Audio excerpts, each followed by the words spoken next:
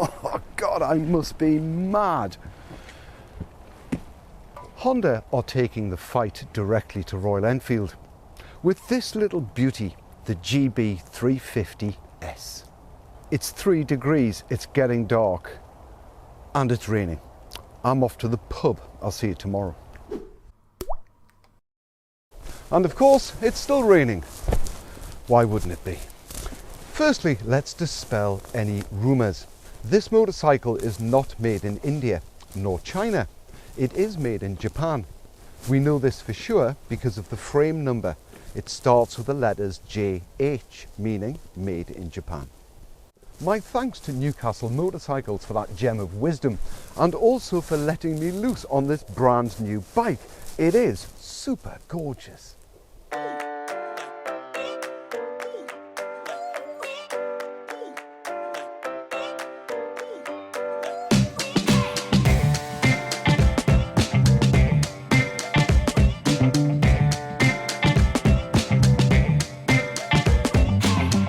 This little retro roadster chucks out 21 horsepower from that 348 single, but also an impressive 29 newton meters of torque, and that's delivered quite low at 3000 RPM.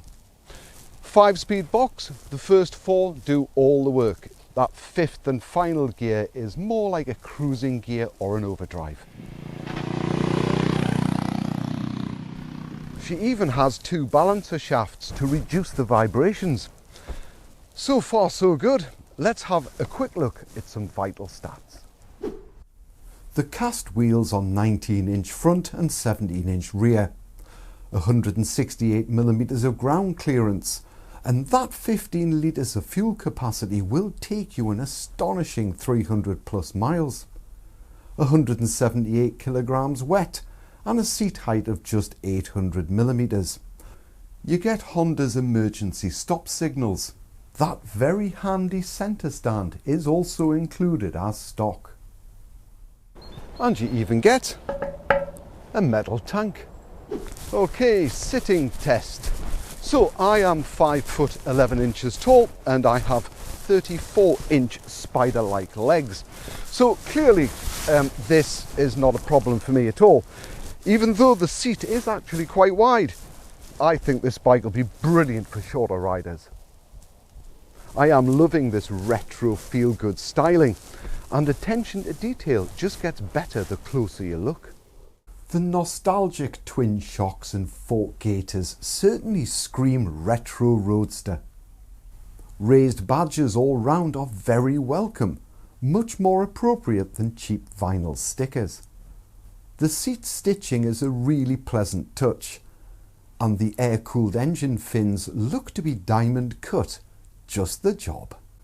You get 4 very handy bungee mounting points, and I find the quality of the switchgear to be more than adequate.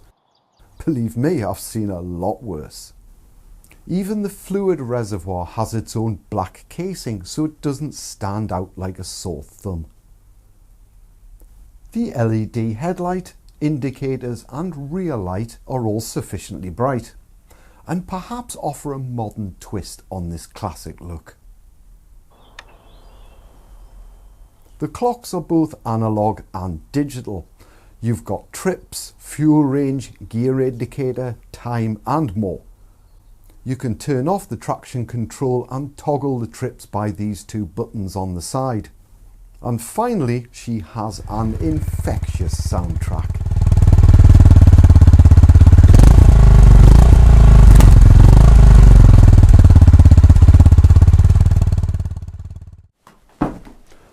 And best of all, brand new, this motorcycle will set you back less than £4,000.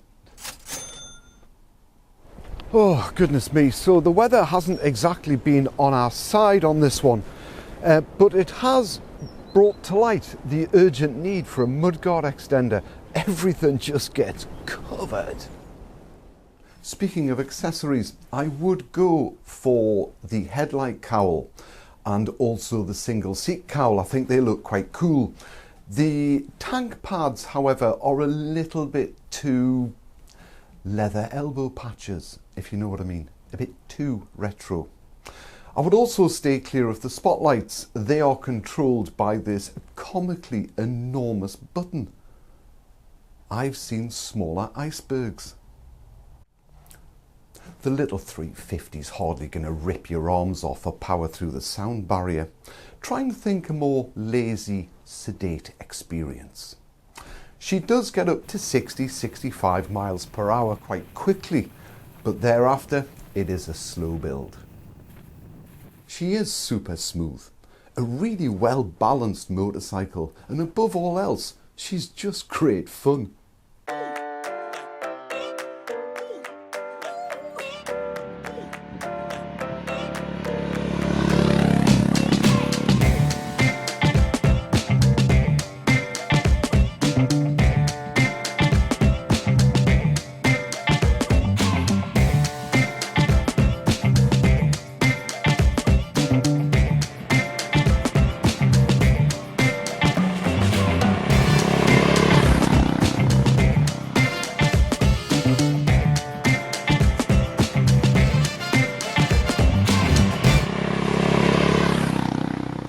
I think you know me by now.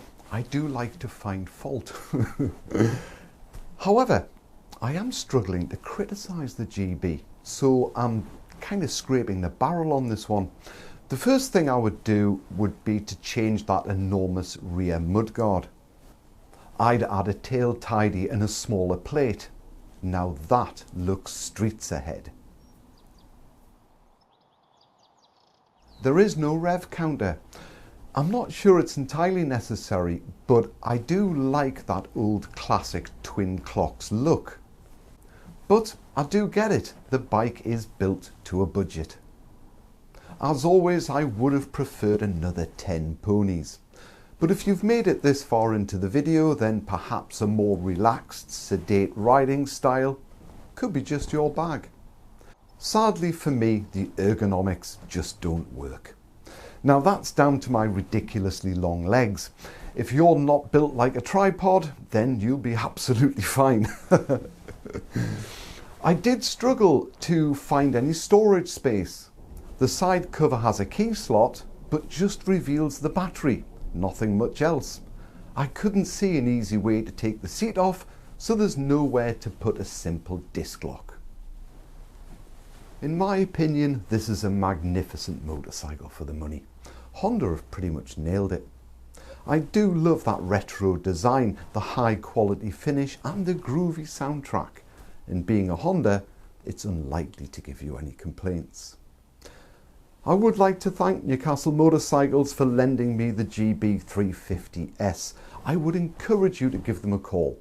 Speak to Graeme, Paul or Russ. They will be delighted to get you out on a test ride so you can decide for yourself. My thanks also to Steve for his help filming in the rain.